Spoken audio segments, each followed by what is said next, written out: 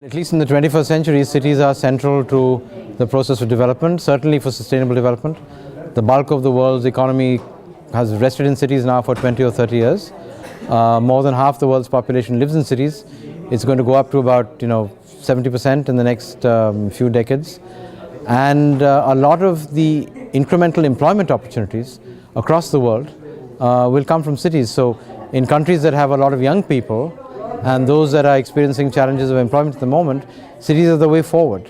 So because cities sort of concentrate economic opportunity, resources, institutions, that's a place where a lot of innovation happens.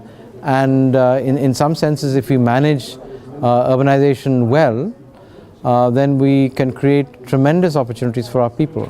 The challenge, of course, is it's not easy to do that because it's a tempestuous process. There are a whole range of factors that are involved.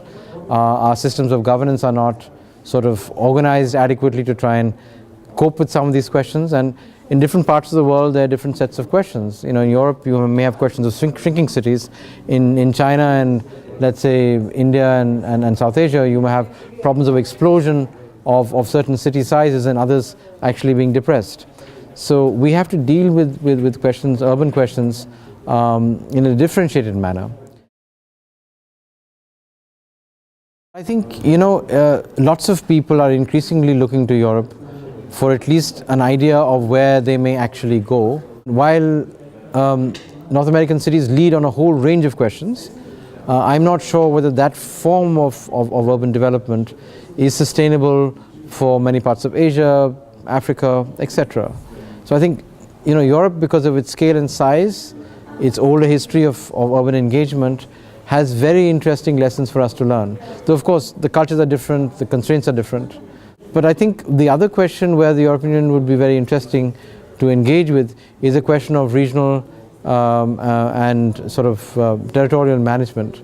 Because in a sense you're managing a cluster of different nation states which have their own sovereignty but have chosen to come together to create a common market, to have movement of people through the Schengen region, etc., etc.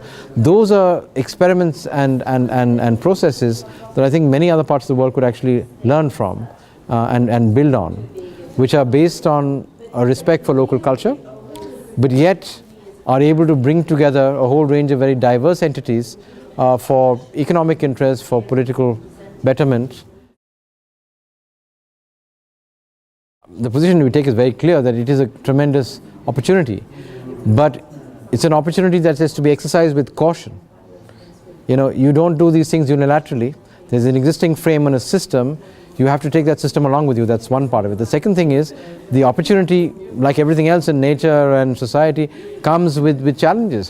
Whether it's challenges of risk that you're concentrating, challenges of violence that you may be concentrating in some ways. You need to be conscious of that, and also to understand that other people in other locations and other times have actually solved these problems. If you are humble enough to accept that, then I sense that we can actually move forward. But if we believe that this is a magic bullet that will solve all the problems in the world, I think we may be deeply disappointed. Both urban and rural areas are at the forefront of the places where the change will actually be made. When you have to concretize and operationalize the goals, the best and in fact the most logical place that it will happen is not in a national capital. It is in towns and villages and cities. The Secretary General said this very clearly. He said the battle for sustainable development will be won or lost in cities.